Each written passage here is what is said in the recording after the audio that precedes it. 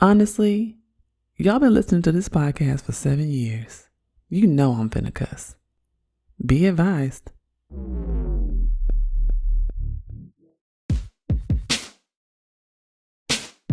Hey y'all, I'm Jenn. I'm from Oakland and I'm an androgynous, black, lesbian feminist and a lover of all black people. This is Daren. I'm an asexual novelist, researcher, and bona fide comic book fanatic from the widest part of Southern California. Orange County. We're queer millennials with 3 kids and nearly 20 years of marriage. This is a podcast about the realities of blackness, adulting, and relationships. This is That Black Couple.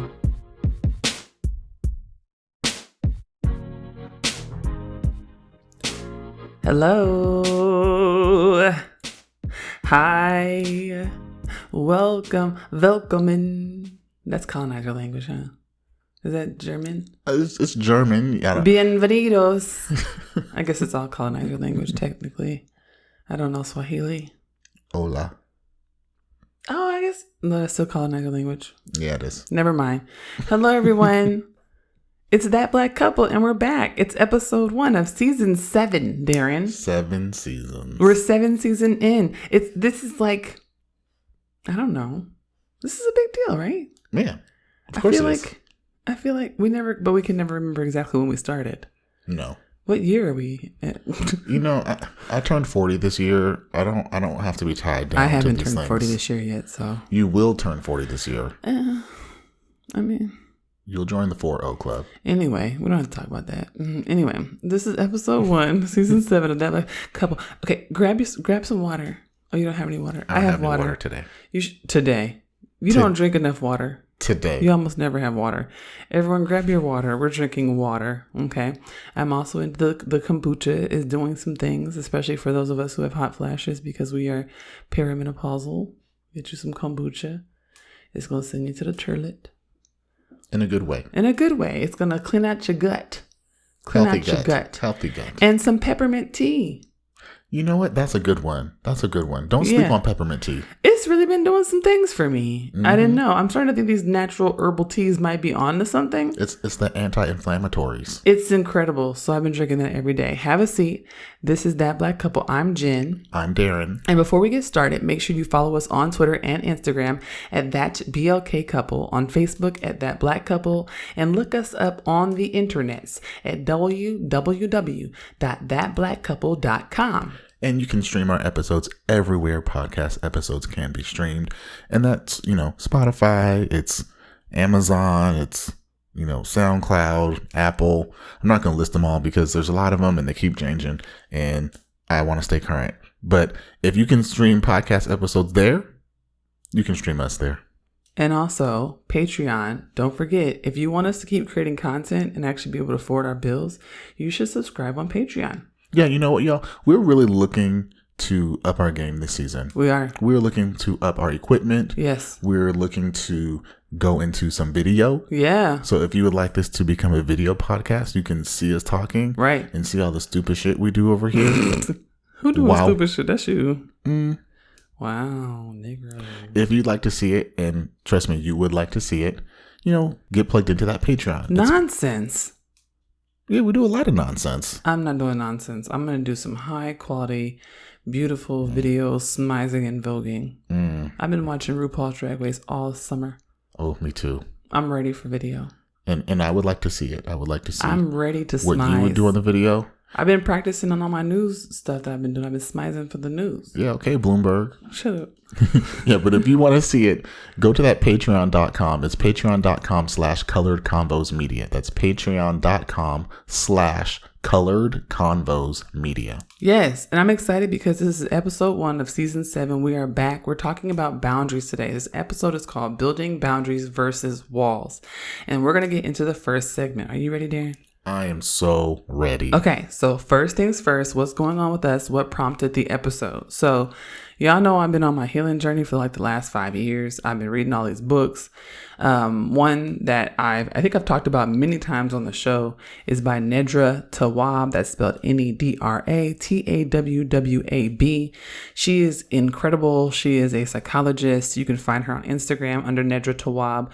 And she wrote a book called Setting Boundaries, Finding Peace. And what I really like about the book is that it's all about the process of setting boundaries, but also she talks about the different domains in which we have to set boundaries. So usually when we talk about boundaries, people are talking about setting boundaries with other people, like not letting people step on them and not being a people pleaser. But what I really enjoy about Nedra's work is that she's talking about boundaries that we also have to set with ourselves. Like boundaries we have to set with our career, boundaries we have to set with our finances, things we have to do in our own personal interior life so that we are not stepping on our own standards for ourselves.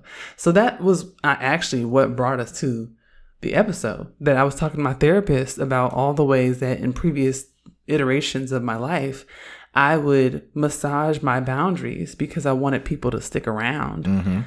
But that also in being single, I realized how many times I was setting boundaries with myself and I wasn't even holding on to my own boundaries with myself. I think sometimes when we're in relationships or friendships, it's very easy to blame other people as the reason or the catalyst for our boundaries not being respected. But it's even harder when we're the one doing the disrespecting. So I think the other part, I think that's coming up for me right now in this political moment is the fact that Kamala Harris has now been nominated as the Democratic frontrunner for the presidential ticket. Yes. And one of the boundaries that Nedra Tawwab talks about is a social media boundary and what it means for us to actually say, no, I'm not going to ingest this media. I'm not going to ingest these messages. And I cannot tell y'all how freeing it has been for me to remove people from my social media environment when they get on my nerve, when they make me uncomfortable, when they say stuff I don't agree with, like not sitting there and arguing with them back and forth, even if they're like other Black people, other queer people, other women, other trans people. I'm like, I don't have to do this. I don't. Nope.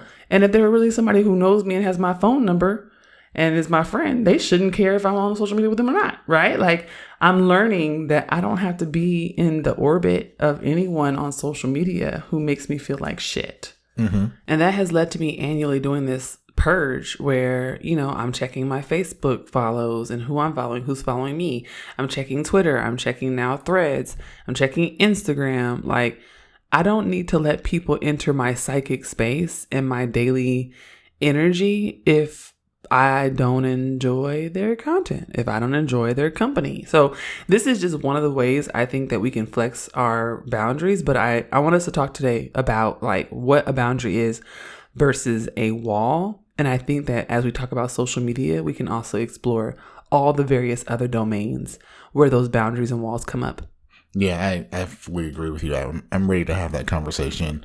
I know we were just talking about like our parents and our relationships with our parents and our childhoods and all of that mess.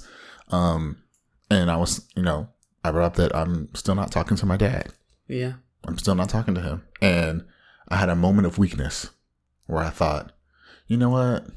Maybe I should try talking to him again. Maybe he learned his lesson. Maybe he'll be different this time. Maybe.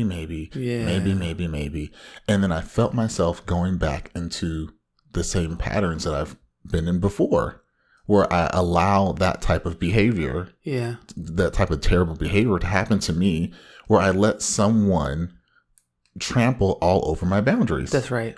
And I was like, wow, even before I could complete my thought, I was reassured of, I set a boundary here. Right. And I need to maintain that boundary because I set that boundary for a reason. Right. And I think that's so important because a lot of times, like we're talking about boundaries and walls, and I can't wait to get into like the definitions of what those things are. Yeah. But a lot of times people get confused as to what type of thing is a boundary and which type of thing is a wall. Yeah. And a lot of times shutting someone out feels like a wall. And and a lot of times it is a wall, right? Yeah. But it's more so like what is behind that? Like why is that happening? When you had your boundaries stepped on 700 times, you gotta close the door and lock it and throw the key away. Yeah, you can't just Yeah. You set the boundary to say, hey, this is the boundary. Yeah. But if someone is not respecting that boundary, that's it. At some point, the chances are over. Done. Yeah. And I think we should explore that today. This podcast is supported by generous donations from our patrons and listeners. Become a supporter today by heading to www.patreon.com/othercombosmedia. You can stream the show on iTunes, Spotify, Stitcher, Google Podcasts, and SoundCloud. When you listen, please consider hitting that heart button, sharing, giving us a 5-star rating, and leaving some dope comments. This helps us with our page rankings and gets more listeners for the show. Thank you so much. We're back. We are back. I'm so excited for this episode. Me too, and I'm surprised we haven't done it yet. I know, and we've been looking forward to it for a long time because we had our break. And I think over the whole break, we're like, oh, I can't wait to come back from break. Yeah. And talk about boundaries. Yeah. And walls. Yeah. And so to start off the conversation, I think it's time to give those definitions. Like, what is a wall? What is a boundary? Yeah. Right. Like I said before, I think a lot of people get that really confused as to, what constitutes which one of those things. Yeah. According to Psychology Today, setting boundaries means knowing what one wants and expects from the people in their life and what they'll accept from them. And then clearly, concisely, and calmly stating those ground rules. Right. It's to say, I'm not going to allow you to cuss me out. Yeah. Right. It's expressing that to someone. And then when they are cussing you out, they have clearly now crossed a boundary. Right. You set the parameters. Right. And if they violate those parameters, now there's an agreement between us that you have trespassed here. Right. Right. Right. It's clear ground rules. Dr. Racine Henry says that a boundary is a line of respect. It's a certain limitation that you put on certain behaviors that are unpleasant or unwanted. And I really like that definition, that a boundary is a line of respect. Yeah. Right. I think that's a really nice and neat way to describe what a boundary is, because we should all be respecting each other. Yeah. But in order for us to respect one another, we need to know where disrespect comes in. Right. Like what how far can I go? Right. How far should I, how much should I hold back? And like, we've watched like so many episodes of RuPaul's Drag Race. Mm-hmm. And it's been a great experience watching the show, because a lot of times, drag queens are shady. Yes. And they will say really shady things to each other back to back to back to back to back. Correct. And part of the culture is that that's okay. Like, just because I say something about you, just because I point out your flaw, just because I make a joke at your expense, doesn't mean I don't like it's you, meant to be hurtful, right, or that I hate you, or that I'm attacking you, right? But there's been some clear moments where people say, hold on, you have now crossed a boundary. Eureka, joking with Valentina about eating disorders. Yep. Yes. It was like, nope. Yeah. Too far. Right. Yeah. Like, we can go back and forth. We can play the dozens. We can do whatever it is. We can throw shade as much as we want. Yeah. But at some point, you define those boundaries. Like, this is where it's moving into disrespect. Right. And clearly what we're doing is fine. But when you cross that line, it's not fine anymore. Right. And so it helps to build, this level of respect between one another. Yeah. But it also allows people to build relationships of mutual respect. Of like, we can still get along. We are good. We're cool. There's things that we can do together. Yeah. And I now understand what is too far for you. I understand what is disrespect for you. And so in me delivering you that level of respect, we have a mutual understanding between one another. Yeah. I mean, I think something I've always struggled with boundaries is that I'm realizing now I always had very strong boundaries in some respects and not in others. Like when it came to my career, if it came to something that dealt with academia or my job, I was very good with boundaries. There were some things I just wasn't finna do. And I wasn't about to let anyone else distract me from those things. But in personal life, my boundaries really sucked. Right. I learned this from Nedra Tawwab. She talks about the intergenerational issues with not having healthy boundaries, and how if you have parents who don't teach children healthy boundaries, they grow up to be adults who don't have them, and then they do the same thing with their children. And I think about this all the time, because I've had partners in the past who have suggested that my boundaries were not real boundaries because it forced them to do things. And so I want to talk about like the definition of boundaries. Prentice Hempel talks about a boundary being the distance at which we can love ourselves and someone else. Nedra Tawwab talks about boundaries being exactly what you described, right? It's the line at which I can enforce behaviors for myself and expectations for how people will respect them, right? And what's really important that I think that I gotten from Nedra on this is that she says, like, listen, you can't get other people to do what you want them to do, right? You can't get them to adhere to your boundaries, but you can change your behaviors. One example she gives is like, yeah, you can't get someone to stop calling you at inappropriate hours, but you sure can put your phone on Do Not Disturb, and they'll learn very quickly. This is something I did years ago. My phone stays on Do Not Disturb because I don't do well with random phone calls, and I don't like being woken up in my sleep. I had a friend years ago who would call me inappropriately at times of night that I just really didn't think was cool. And even after telling her that I didn't like it, she would still do it. So I stopped having my phone on at night. And that sends the message. You know what I'm saying? My friends know, like, if you're calling me at 5 o'clock in the morning, I'm going to feel like I need to answer because are you okay? Is something wrong? Should I rush out the house? Should I fly somewhere right now? But I think, you know, sometimes people get upset when you have a boundary and then they have to actually change their behaviors to adhere to it. I'm thinking about some exes who were like, oh, well, I want to have this event and I want to invite this person. And I'm like, well, if you invite that person, I can't come. That's my boundary, right? And so then they're like, well, what am I supposed to do? I'm like, you do whatever the hell you want to do, right? That has nothing to do with me. You still have a choice. You have a choice, right? And so it's like, well, if you invite that person, I can't come. That's a boundary. That is a boundary. And then so when they can't invite that person, it feels like, oh my gosh, like that's not a boundary. That's manipulation. That's not manipulation. That's not manipulation. You could absolutely invite that person. Just know that I won't be there, right? And so I think that sometimes people feel like boundaries are harmful to them. Like your boundaries are harmful to them because it actually forces them to make adult decisions. That's what it is, right? About how to treat you with respect. That's what it is. And they don't want to treat you with respect. They want to do what they want to do. And that's really, I mean, you really just said it. It's about people having to make adult decisions. Right. It's about you having to think about things and do things that you might not like. Right. But out of respect for someone else, you will do them. Like that example that you just gave is a perfect example, right? Yeah.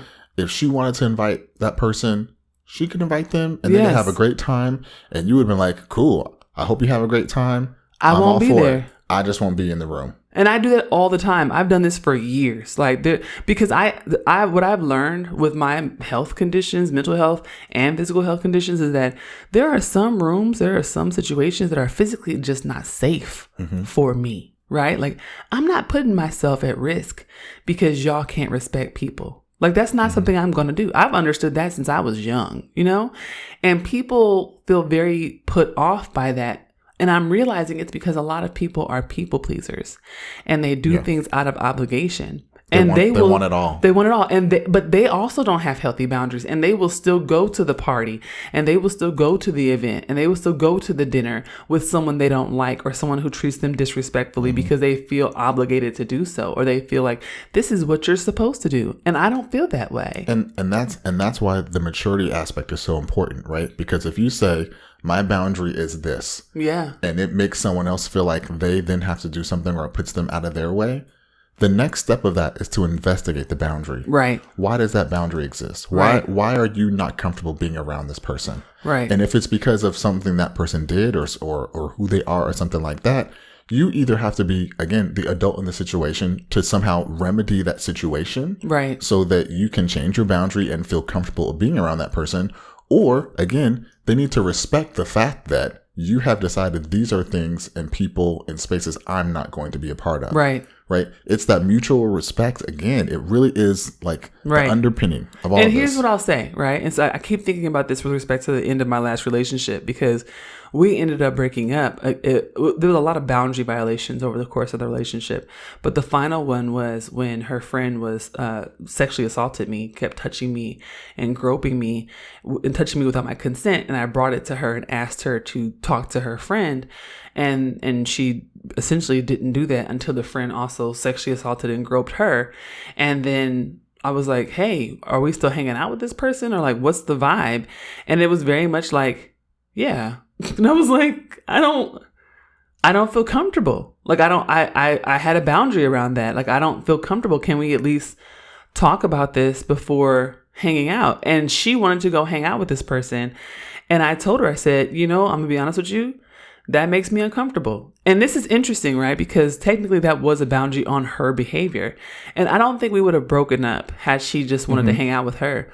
But she also asked me to hang out with this person. She said, can you, the question was, can you just see if it's possible? And she's like, oh, I know this is awful for me to ask, but can you? It just felt very much like your boundaries don't matter here. This person has physically assaulted you for months, has touched you in ways that make you very uncomfortable. Then you said it. You've been clear about it, and you're asking for accountability, but I just want you to just hang out because it makes me feel better. And that was the thing that broke us up. Like, it wasn't her behavior.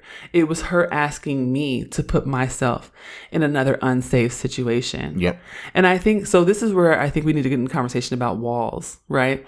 I think that for me, when I was much younger, I had erected a lot of walls because there were repeated experiences like this, like I had with my most recent ex, where people would essentially not even ask me, just put me in situations that were unsafe, like parents, cousins, family members, and you're already in it. You're already in the situation. There's nothing you can do. Like, there were a lot of situations where, I would be with my cousins, and I will never forget drinking something at like 10 or 11.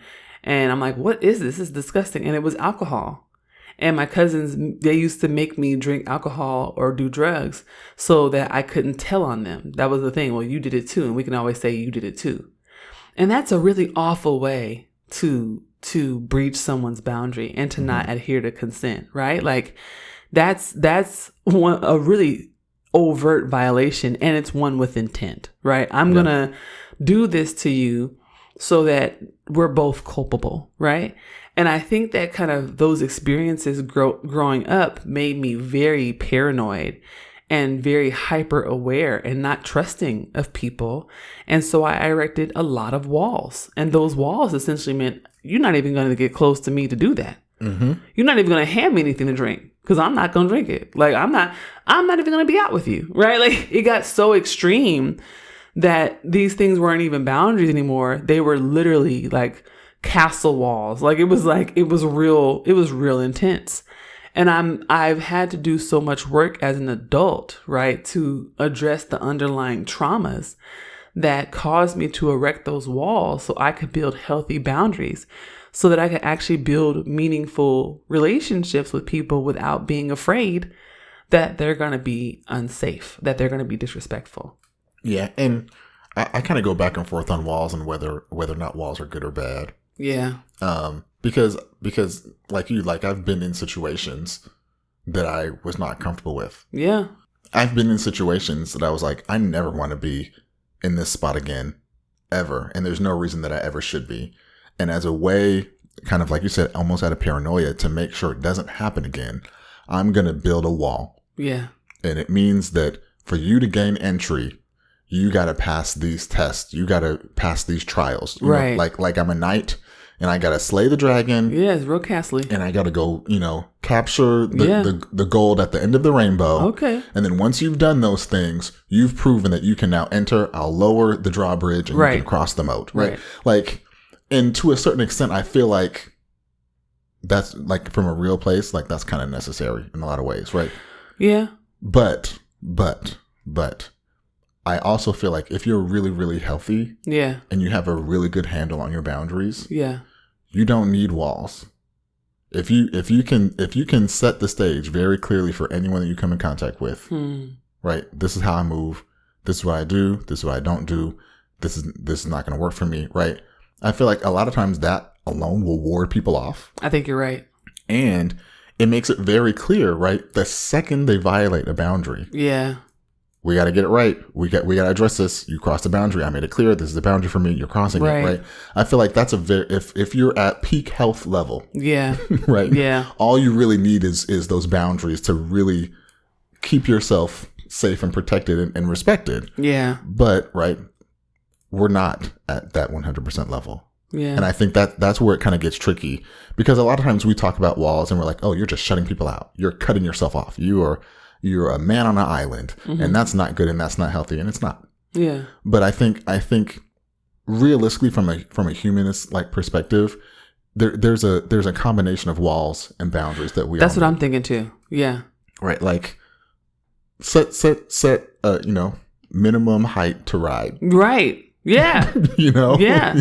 You gotta get these, standards. It doesn't have to be super high. Yeah. But some baseline standards, like if I'm gonna fuck with you, we gotta start here. Yeah. Oh, you meet those expectations? Okay, we can explore. We can see how things go. You know, come on into the party. We'll see how it goes. We'll see if the vibe is right. Yeah. But if you start violating boundaries, you guys go. I'm gonna shoo you right on back outside that door. Yeah, and I also think I think that my issue was that I had walls to the detriment of boundaries, right? I had walls because I didn't know how to build healthy boundaries, because I just assumed you don't slip alcohol to a 10-year-old, right? Like I just assumed you don't put 10, 11, 12, 13, 14-year-olds in unhealthy, unsafe environments with grown men.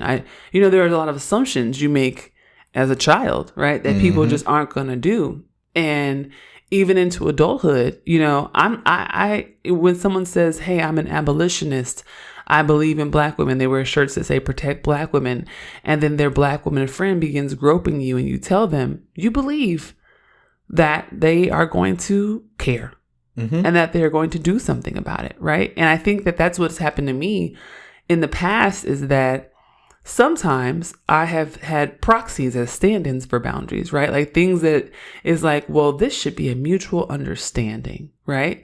And that's one of those things that's why I like this idea that boundaries have to be stated clearly. And one thing that Nedra Tawwab always says is like, your boundaries are not other people's boundaries. And that's something I really had to work on. Like things that I thought were like, this is a basic understanding. Like, don't give me drugs because that's illegal. Right? Like I had another ex, and her sister was joking about slipping drugs to her husband at night because she didn't want to sleep with him. And I was like, hey, everyone, that's problematic. And they looked at me like I was crazy. And I was like, oh, okay. All right. Okay. You have to sometimes do a check-in with yourself and be like, oh, we moving in a different way. I shouldn't even be around you niggas. You shouldn't even be in the line for the ride. But the most important thing to me, going back to the concept of boundaries, is that mutual respect, right? Right. Because if you recognize that someone else's boundaries are not boundaries that you can respect, right, you do yourself and them a service by walking away. That's right. If I can't respect your boundaries, let me just ask myself outright. Right. Because if your boundaries are like stuff that I find to be unethical, I need to get up out of here. I do that all the time. Hey, is it me or is it the room? This is what I always say. Oh, I'm in the wrong room. I'm in the wrong room. Y'all got a different set of standards up in here. And what I'm not finna do is run up through this whole room trying to be Captain Save-A-Ho and teach y'all niggas how to treat each other. That is not my job. I'm not gonna do it with my family. I'm not gonna do it with no coworkers, no friends, no exes, no lovers. I'm not doing that. That's not my job. And I think that's the difference between boundaries and walls, and also the receiving respect and also the giving respect. Because part of the respect is I need to respect myself and not try to enforce boundaries with people who don't have the capacity to respect them, right? That to me, that has been one of the hardest lessons. Oh, you're not able. You don't even have the emotional maturity to have a conversation with me about my boundaries, because you just feel manipulated and controlled, because for you, this is stepping on some other emotional traumas and you're not ready for this conversation. Let me remove myself. Let me do us both a favor and remove myself. But I do think that you're right, though. I think that there's been some instances where I'm like, I'm going to erect a wall. I want to just go ahead and erect this wall because you need to stay on that other side. I don't need to talk to you no more. Like, I'm no shade. I maybe the psychologist is going to listen to this and be like, oh my God, that's the wrong answer. But going back to what you were saying earlier about like, you had walls to the detriment of boundaries, right? It was like, and that's why that combination is so important, right? Right. I do like I said, I believe walls have a place. I do too. Right. But we're both earth signs. Yeah. Taurus and a Virgo. Listen, I'll forget about you before you walk out the door. For real. Who that? Who? Who that? But the point, right, is you have those walls, right? Like I said, minimum height for entry. Right. And then you get in, but don't act up. There still need to be boundaries in there. And like I know that you've talked about this with me before, and that you had like sometimes what happens is people put up all these walls. Like it's all these walls, and if you think about like a visual representation of the wall, is the walls all different heights? Yeah. Like it's not like one consistent. It's like you meet this or that or this or that, and you for have all different these things. Right. It's all these things. Is like, and if you can cross this tricky maze of my walls and get in, you in, and it's free reign. And anything goes. Right. And like also like you were just saying, and now that you're in, I don't want to let you go. Right. So even if you do things, if you burn my castle down, if you steal all my shit, knocking everything over. It's like, well, you're in here now, so I want to hold on to you. That was my ex too. Oh, I'm keeping everybody. I'm like, even the sexual abuser? Like, why? You have to be able to let some people go. You're keeping a sexual abuser. You have children, ma'am. And that's the thing too, thinking about boundaries, right? Like, these are the boundaries, and we set the stage, and I might know you for 5 minutes, for 5 years, or for 50 years. Right. But you can always get the boot, boo. Right. If I've known you my whole entire life, and all of a sudden you start violating all my boundaries. That's right. You got to go. That is how a boundary works. If our friendship, if our relationship, if whatever thing we have built between us starts to become a source of disrespect. That's right. Then why are we here? Right. And that's the thing. And this is about boundary enforcement. This is one of the things that Nedra Tawwab talks about. She says that, boundaries can be enforced, but they cannot be forced. Right? Like we get to decide what the consequence is. Maybe I'm not going to go on the trips with you anymore. Maybe I'm not going to talk to you every day. Maybe we're going to break up. Maybe we can't even be friends. Like, that's the thing about boundaries. You get to decide what the consequence is. And I make my boundaries very clear. Hey, if this happens, then I'm out. And listen, I had an ex that hated that shit. Oh, it just sounds like if I do this, you're going to leave. I said, because I am. Because I am. And that's a hard thing to face. Because I am. Same thing with an employer. This is my boundary. I got to go. Same thing with friends. This is my boundary. I got to go. I had a friend. I loved her, but she kept hitting on me. She kept hitting on me. And it made me really uncomfortable. And I said, hey, I don't like this. It makes me really uncomfortable. And her response wasn't like, oh my gosh, I'm so sorry. Like, I will work on it. Her response was to get really defensive. And we are no longer friends. Mm-hmm. Like, that's okay. I miss her. I wish her the best. But also, I feel so good to not have someone making sexual advances at me every time we speak. I don't want that to happen. That anxiety, that fear, that worry is gone. And also the fear of losing her because I'm not responding to her sexual advances, right? Like, these are things I think that sometimes we struggle with doing. And I know for me, it's been because of my abandonment trauma from my mother, where I've been afraid, especially with women, to enforce boundaries. I've been so scared because, what if they leave? What if they leave me, And I try my hardest to hold on to them as they are violating my boundaries, as they are disrespecting me, as they are emotionally abusing me. And I really want us to be careful about how we erect boundaries, but also how we erect walls in response to those experiences. Yes. Because it'd be really bad if I used all those experiences of these abusive people and then made walls around myself and was emotionally unavailable to future folks just because of what has happened to me. That's the other thing that happens a lot. And it happened, I've done this before, right? That was my trauma when you met me. I was surrounded by walls because of all the trauma I had experienced growing up. Mm-hmm. And those walls, they keep us away from people. But again, they keep us from exploring the hurt and the trauma and how to have healthy boundaries around it. Like if I were just to take all those relationships and now say, well, I'm not going to date nobody who's A, B, C. And if they do this, then I'm going to put a wall around that. Then I'll never actually explore the situation, my complicity in it, what happened, what I could have done better, and what boundary I can create in the future to keep myself safe from that happening again. Mm-hmm. And that's what I want people to do. Like, we should examine what our walls are and where they come from so that we can actually see if maybe they link to boundaries that we need to create. A healthier way. A healthy way forward. Keeping yourself safe and healthy. Right. You can find my mom and dad, aka That Black Couple, on the web at thatblackcouple.com. That Black Couple is owned and operated by Color Combos Media. If you would like to help fund our content, sign up at www.patreon.com/colorcombosmedia. Please consider giving us $5 or $10 per month to help us build our platform and grow our organization. You can also give one-time donations at www.paypal.me/colorcombosmedia. All donations are welcome. And we're back. We are back. This has been a great episode. I know. I love this shit. I was so happy to do this episode. It's like we should have a podcast or something. Yeah. Yeah. I love it. Now, let's do the reflection. Yes. Reflecting on everything, talking about boundaries, talking about walls.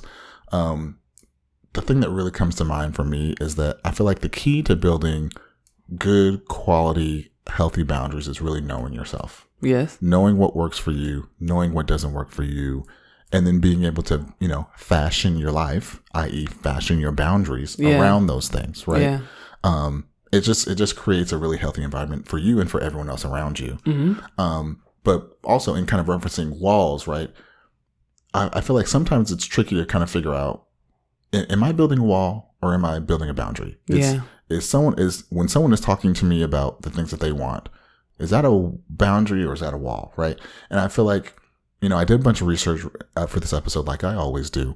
And one of the things with walls is there's usual signs, like actual signs, like physical signs that someone is building a wall. And that's because walls are defensive, right? They're all about defending.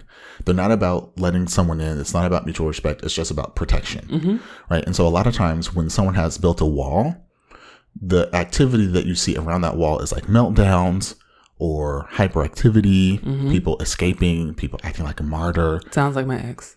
Well, sounds literally all the roles she played in our relationship. Sounds like a lot of people that we've both dealt with. I know, but right? But if someone's like, that's all. You might as well just put her name next to that. But it's true, right? Like for instance, if you set a boundary and then someone wants to escape or someone starts having a meltdown like, oh my God, but if I respect you, then what about this? And what about that? Yeah.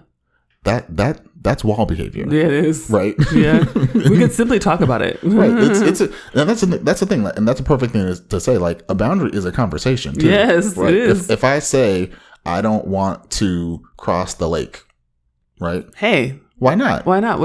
Is there something that happens with the lake, or how can I support you? Like what else? Like I don't do fish. Oh, that's good to know. Well, okay. Well, maybe what we can do is a different activity. Right. Like that's a conversation. Yes. Because if someone cares about you and respects you, they want to actually do the thing with you still, and they want you to be comfortable. But if I say I don't want to cross the lake, and I go, but I love lakes. But I crossed the lake last week and it was fine. I mean, I just feel like you always have an issue with lakes or some type of body of water, and at this point, it's getting kind of annoying. And but it's just always about you. And listen. It's clear, right? That's someone being very, very selfish. Yes. It's all about them. Yes. Right? They've built a wall around themselves. Yes. And they feel like you trying to storm the gates. Yes. And whatever you're doing to protect yourself feels like an attack on them. It feels like you shot that cannonball and you done hit one of them little stones on the edge of their castle and they mad. And you can also turn that shit right back around on yourself. If you say, I don't want to cross the lake, and someone else says, well, why not? And you go, well, I really feel like, if you start to have those own behaviors, you can recognize a wall that you've built within yourself too. That's right. It's again, this is all about mutual respect, right? And so it's equally important that you're able to recognize things in your life that you've built that might be walls and not boundaries. And also, I think that a lack of communication around these things is also evidence of walls, right? Mm-hmm. Like when people have fleshed out their boundaries, when people have thought about, okay, here, like Printed Simple says, here's the distance at which I can love myself and you here. So I don't feel comfortable with lakes. I love that we have this example of lakes now and castles. We have really been we're doing the most. I don't feel comfortable with lakes, but I can chase a waterfall. You know what I'm saying? Mm-hmm. Not the rivers and lakes that you used to. Not those. Yeah, but the waterfalls, right? Like, it's like you can often sometimes, like in conversation, find that, oh, it's not a defense, it's not a fight. This is actually somebody who's seeking ways to be in community, be in conversation with me, but they just want to feel safe, right? And I think that's what's always bothered me is that, I'm a person who does have a lot of boundaries. I do, because I've been through a lot of trauma. And I have heart condition and I have mental health issues. And so I'm very aware, like, oh, when this thing happens to me, it causes this to happen. Or like, hey, if we do this, I might faint, right? Like, or even in the work environment, right? This is the thing, like, sorry, my nose is itching. Like in the work environment, we're often pushed beyond our capacity. Like we're asked to do more work than we're supposed to. We're asked to stay late hours and we're fearful that we'll be fired if we don't do it. We're told to sit in our desks all day just so people can see us. And like one thing that I realized in corporate America was that was killing me. That was killing me. Like I was getting sick all the time. I was fainting. I was having a lot of health issues. And I was like, okay, well, I'm going to have to fashion a way out of here. If this is the culture and the environment, I'm going to have to figure out a way out of here. But before I did that, I asked them. I had conversations. I said, hey, is there a way I can work a different schedule? Is there a way I can shift some of this work to this team? Like I asked, right? Here are the things that would make this safer for me. Here are the things that would make this a healthier work environment for me. And where can you meet me? Right? And often the answer is like, nowhere, bitch, sit down and die. Right? Like that's what we have to also understand is that this is not always about, oh my God, we back in the reflection and we still talking about a whole bunch of stuff. But like, this is not always about relationships interpersonally, right? This is also about us just moving through the world and realizing that institutions and organizations will also try to drain us. Family members will try to drain us. Children will need more than we may have the capacity to give. Like there are so many churches, right? Social movement organizations. This is why people are having burnout. So there are so many places where we have to think about where there may be extraction beyond our capacity. And we have to be comfortable with having that conversation and not ourselves erecting walls, right? And not bumping into those walls because we lose opportunities. We might want to stay in that church. We might want to stay at that job. We might want to stay in those relationships with those family members. And if we can't just talk about what we need, right? We have to be able to express it clearly. And that's the key part here. I still have stuff to say. I'll give you a moment right after that. But just to spin right out of what you just said, because the other thing about that is we have to be able to express it clearly. Because just because someone, something, some institution or something feels like it's violating you and what you want your boundary to be, right, doesn't mean that it won't change. Right. That's true. It doesn't mean that if you go to your kid, if you go to your employer and say, hey, that's right. This is not working for me, and these are kind of the changes that I might need. That's right. It doesn't mean that they won't say, "Oh, okay, let's change this. Let's do this. Right. Let's do that." That's absolutely right. But that's the thing that to me that's so great about boundaries is it really lets you know where you stand. It does. Because if someone doesn't respect your boundaries, you know exactly what the game is. That's right. You know exactly what's going on. You are right. And if they do, you're like, wow, you know what? My expectation might have been that they weren't going to give a shit. But you know what? They actually did. This is a great example. Two great examples. My daughter and my best friend, Bryce. My pronouns have changed. And Bryce refuses to call me she anymore. Bryce does not care. Bryce is like very intent about calling me they. In every situation, no matter where we are, Bryce is like, I'm calling you they. This is important to me. And he may fumble at times, but the intention with which he is involved in this endeavor, right, to use the correct pronouns, my daughter has called me they since the moment I told her that my pronouns were they and them. I didn't even tell you this, but we were ordering some food and I told her to text me everyone's order because I was out of the house. And she texted everyone's order and she referred to you as they. Yes. And I was like, oh my God. My child don't play by me. The intentionality of this is taking me out in this moment. Like it's a very simple thing, but it was like, it was so clear. Right. And she's like, this is my mother and I respect them. And this is how I'm going to refer. Right. Right. Took me out. Right. And I think that that's one of those really, really simple things that people take for granted, right? Using people's correct pronouns, right? That is a deep sign of respect for people of trans experience. It's like, you named yourself this, and I'm going to call you that because I respect you as a person, right? Like, there are so many ways that this kind of boundary making happens in our day-to-day lives, where if we just cared a little bit more, right? And Nedra Tawwab says is like, some people don't care about your boundaries. Like, she's like, some people actually don't give a shit. Like, and you can tell, right? But some people do. And I think that there's opportunities when we don't have walls up, there's opportunities for us to recognize when people actually do. Yeah. The last thing I want to talk about is the body keeps a score. Yeah. Now, this is a very white Caucasian. I mean, the guy who writes his last name is Vanderkolk. You know what I'm saying? Like, this is a white dude. And there are a lot of people who critique this book because of the white perspective and because it's rooted in the old psychiatric way of really kind of stigmatizing certain health disorders. And that's present in the book. I will say that. So a kind of more updated version of this is My Grandmother's Hands by Menakem, Menakem.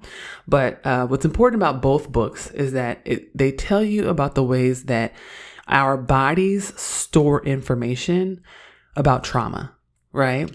And so I really want to bring that into the conversation to make sure that we are acknowledging the fact that some of these walls are erected without our intention. Mm-hmm. We don't mean to do it, right? Like, some walls are erected after repeated violations, and we're not ready to build healthy boundaries. We're not ready to address those wounds because our body hasn't fully recovered from the trauma, right? So I think that part of this is also like, healing is so important. Like, I haven't been able to really do the boundary thing as well because I was working on my healing journey and trying to at least just admit to myself what has happened to me, and to really work through all of the ways, all the building blocks of how this has shaped me as a person. And that takes time, right? So I also don't want this to be a conversation that's like, oh, well, if you don't have healthy boundaries, something's wrong with you. Or if you have walls, you're just a bad person. It's not true, right? Like, there's a reason why I had walls up for a whole decade in my 30s. Like, there's a reason why I couldn't get close to anybody because of what had happened to me in my teens. It makes sense, right? It's logical. And so I think that we also have to be careful about making sure that when we have walls up, that we do the research to understand the foundational reasons, like the underlying causes. What are the root causes for this in my life? I think sometimes we get walls up and we just go, well, that's just the way I am. Or like, I just don't like that shit. Or, and it's like, that's not true. Like, humans we're not born with walls. We're actually very open, and we like human connection. We like socializing with one another. So when we build disconnects into our lives, that's unnatural. And so it's important for us to know what caused us to do that, because it can keep us in the same cycles over and over and over again. Right. And I'm glad you brought that up, because it really is important sometimes it is important to have walls. Yeah. Right. There is a reason. There's a rationale. Your body shuts them. Yeah. Your body's like, hey, stay away from that. We have fight, flight, and fawn for a reason. But walls are a good kind of temporary thing, right? While you do that healing work, while you figure out why that wall is there, yeah. While you figure out, okay, well, what boundaries would make sense to me? Like, right. I mean, bringing this back full circle, talking about my dad, like how I started out, right? Yeah. Like, I set some boundaries, trespassed on those boundaries a lot. Yeah. And I said, we put in a wall. That nigga was tap dancing. We put in a wall. And then I said, well, do I want to keep this wall up?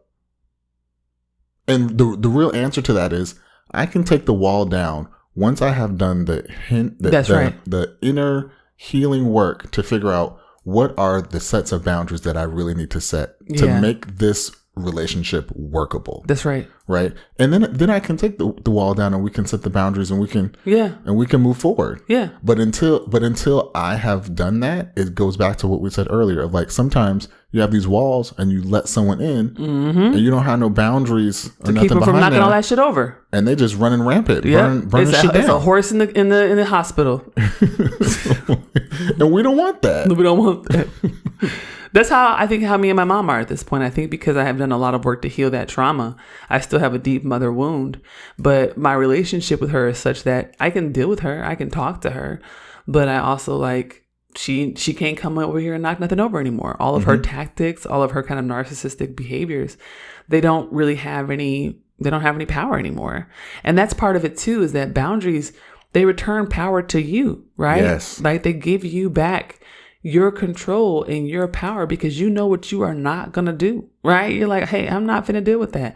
And it's a beautiful thing to be like, you're not going to pull me and drag me down in that shit no more. I'm not coming down there in that muck and mire with you. You can have it, right? And that's the importance of examining the walls so that you can build the healthy boundaries, right? To understand, like, if I just have these walls get knocked down. And once the walls are knocked down, you're exposed, right? But when you have these healthy boundaries, it doesn't matter if there's a wall or not, you're protected, right? So I want us to really examine that, especially now, right now, with the way the world is. People are tender. You know, we are still in the COVID-19 crisis. We have still dealt with so much loss over the last 5 years. There are major political crises. We are fighting fascism. We are fighting genocide. Like, we are watching our political leaders fail us in Gaza and Sudan and Ethiopia. I want us to build healthy boundaries so that we're protected against a world that is already trying to annihilate us, but also so that we're protected as we interact with one another. I've just seen a lot of people being really harsh with each other, like being really, like, not offering grace and just on edge. Just on edge. And I get it. I do. I really do. I just think that we just need more tenderness and we need more grace. And I think the only way we do that is through this healing work. As always, if you have questions, comments, or concerns, or you just want to tell us how great we are, email us at thatblkcouple@gmail.com. Bye.